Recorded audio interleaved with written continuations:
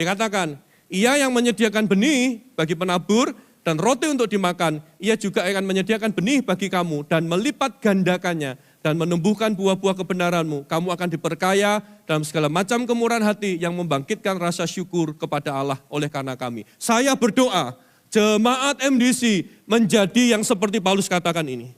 Orang yang lihat jemaat MDC akan mengucap syukur kepada Tuhan. Tuhan, ada orang baik kayak gini ya, yang mau melimpahkan berkatnya kepadaku.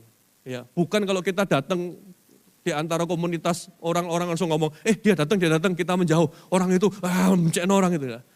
Tapi kalau orang ketemu kita, aku bersyukur boleh mengenal dia. Kenapa? Karena dia tahu prinsip. Orang itu tahu prinsip. Prinsipnya begini, berkat itu selalu datang dalam dua bentuk. Tuhan memberkati engkau dengan saya datang dalam dua bentuk. Yang satu dalam bentuk benih untuk ditabur. Katakan sama-sama, benih untuk ditabur. Tapi yang kedua, berkat itu datang dalam bentuk roti untuk dimakan. Apa? Roti untuk dimakan, oke? Artinya apa? Pada waktu kita sudah bekerja dengan cakap, kita bisa mencukupkan diri, kita boleh menikmati berkat Tuhan. Ya. Bentuknya roti itu tadi untuk apa, Bapak Ibu Saudara kalian? Berkat yang disebut dengan roti untuk dimakan itu artinya berkat Tuhan itu untuk dinikmati. Kapan lagi khotbah sambil makan roti? Kita kalau dikasih roti diberkati Tuhan, makan, nikmatilah. Tapi ingat, ada berkat itu datangnya dalam bentuk ini. Apa? Benih yang harus ditabur. Benih yang ditabur artinya harus apa? Ya, kalau benih yang ditabur, maka benih itu harus ditabur.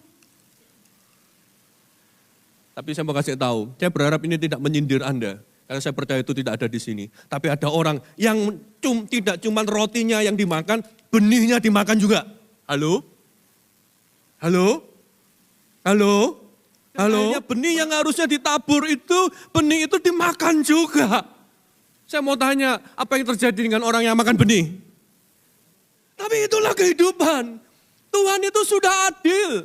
Tuhan berkati, berkatnya melimpah. Engkau bisa nikmati roti itu, makanlah roti itu, nikmati. Tuhan tidak akan biarkan engkau kelaparan. Berkatnya pasti ada dalam hidupmu. Nikmati, tapi Tuhan juga berkat yang kedua datangnya dalam benih yang ditabur. Kalau itu ditabur, taburlah, jangan engkau makan. Makanya kenapa ada banyak masalah dalam hidup kita, kita sakit dalam keuangan, kita sakit. Kenapa? Karena kita salah memperlakukan berkat Tuhan ini.